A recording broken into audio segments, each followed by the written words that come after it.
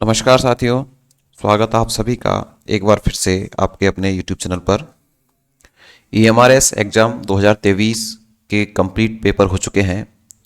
24 तारीख का आपका अंतिम पेपर था। हालांकि एक सेंटर पर थोड़ी सी गड़बड़ हुई जिसके कारण उसका जो री एग्ज़ाम है वो होना है 31 दिसंबर को। 29 तारीख को उसका जो आपने एडमिट कार्ड निकलवा लिया होगा जिनका रह गया, सारी अपडेट हम इस चैनल पर आपको देते हैं। आज हम चर्चा करेंगे EMRS एग्ज़ाम जो 2023 हुई थी उसकी कट ऑफ में क्या इसका रेशो रह सकता है। एक ऑथेंटिक तरीके से, एक विश्लेषणात्मक रूप से इसकी अपन चर्चा कर लेते हैं। देखिए साथियों,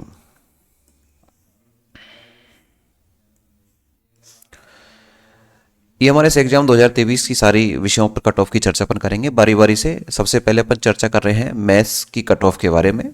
मैथ्स की क्या कट ऑफ रह सकती है, इसमें आपको पूरा विश्लेषण मैं आपको बता दूं। आपको सबसे पहले कि जो टोटल जो इसकी पोस्ट है, आपके जो टीजीटी थी, पूरी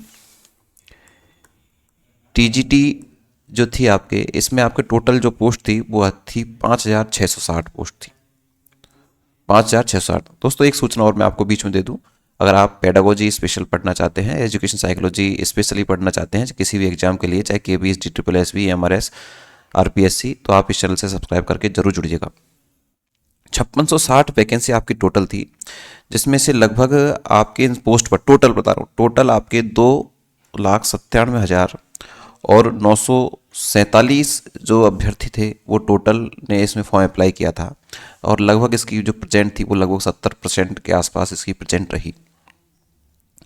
टोटल इसमें जो सब्जेक्ट थे टीजीटी में, टोटल आपके 22 सब्जेक्ट थे। 22 में से आपके मैथ्स में कितने विद्यार्थी हो सकते हैं इसकी अपन चर्चा कर लेते हैं।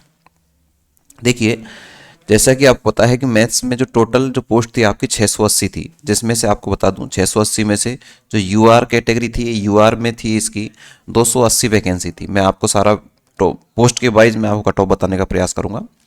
जानकारी और सूचना अच्छी लगी क्लास को लाइक जरूर कर दीजिएगा आप। साथ में ईडब्ल्यूएस की बात करें, ईडब्ल्यूएस के जो अभ्यर्थी थे, ईडब्ल्यूएस की जो पोस्ट थी वो टोटल थी 68। इधर बात करें ओबीसी की, ओबीसी की जो पोस्ट थी वो थी 185। एससी एससी की जो पोस्ट थी वो थी 102 और एसटी की जो मित्रों जो पोस्ट थी वो थी 51। ये आपके टोटल थी और इस तरह से आपका इसका रेशो आ रहा था 680 टोटल आपकी मैथ में पोस्ट थी। 70% जिसकी प्रेजेंट रही। इसमें कई कारण देखने को मिले हैं कि कट ऑफ में थोड़ा सा स्तर थोड़ा सा लो आ सकता है। इसका एक कारण सबसे बड़ा मैं आपको बता दूं, एक तो ये तो आपको पता ही है कि जो नेगेटिव मार्किंग थी, नेगेटिव मार्किंग थी, इसका प्रभाव आपको देखने को मिलेगा। लगभग 40% विद्यार्थी तो ऐसे हैं जो इस कारण से विद्यार्थी बाहर होने की संभावनाएं हैं। और एक सबसे मुख्य कारण जो था इंग्लिश, अर्थात जो भाषा वाला जो पोर्शन था, उसमें आपको पता है 10 में से आपके 4 क्वेश्चन जो आपको करने थे, अर्थात क्वालिफाई करना था, जिसमें इंग्लिश का महत्वपूर्ण रोल रहा। इंग्लिश ने भी कई विद्यार्थियों की गणित बिगाड़ी, जिनके सब्जेक्ट अच्छे हो गई थी, लेकिन भाषा के कारण कहीं ना किसी के हिंदी का, जैसे बाहर के जो लोग हैं कश्मीर वगैरह के, उनको हिंदी नहीं हुई। अपने इधर के लोगों का इंग्लिश का थोड़ा सा रहा है, तो इंग्लिश के कारण भी कई विद्यार्थियों का जो सिस्टम है वो गड़बड़ा गया है। उन्होंने सब्जेक्ट अच्छा करा लेकिन भाषा में वो मात खा गए, इसलिए थोड़ा सा कट ऑफ का रेशो नीचे आपको देखने को मिल सकता है। ये बहुत बड़ा कारण है। अब मैं इस आधार पर जो मैंने आपको विश्लेषण ये बताया, इसके आधार पर मैं आपको बताना चाहूँगा जो क्या कौन कौन सी कैटेगरी के अनुसार कौन कौन सी कट ऑफ देखने को मिल सकती है। ध्यान रखिए, चर्चा अपन किसी कर रहे हैं, अभी मैथ्स की कर रहे हैं। मैथ्स में टोटल 280 पोस्ट थी, जिस पर जो विद्यार्थियों की जो संख्या है लगभग 70% का रेशो सभी में मानकर चल रहे हैं अपन।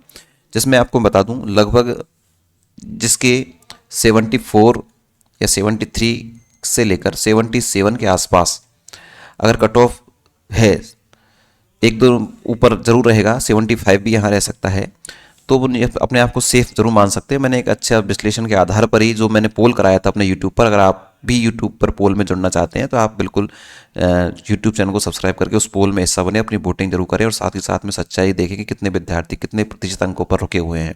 तो उसको पोल को जरूर आप कर लें। EWS की 68 पोस्ट थी, जिसमें से अगर आपका 73 से लगभग 75 के आसपास आपका रेशो बन रहा है, तो यहाँ भी आप सेफ जोन में ही हैं। यहाँ OBC की मैं बात करूँ तो 70 से लेकर यहाँ और 73 के आसपास ही माने आप, लगभग इसमें थोड़ा सा अंतर रहता है।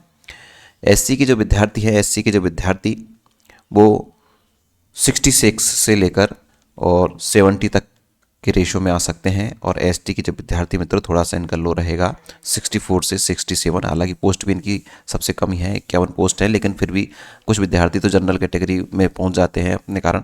तो ये एक छोटा सा विश्लेषण मैंने आपको कौन सी सब्जेक्ट के बारे में बताया, मैथ्स के बारे में बताया। सूचना अच्छी लगी तो चैनल को सब्सक्राइब जरूर कीजिएगा। साथ में आपको बता दूं, केवल सूचनाओं के लिए नहीं, पढ़ने स्टडी के लिए खासतौर पर ये चैनल कार्य करता है, तो आप जरूर इससे जुड़िएगा।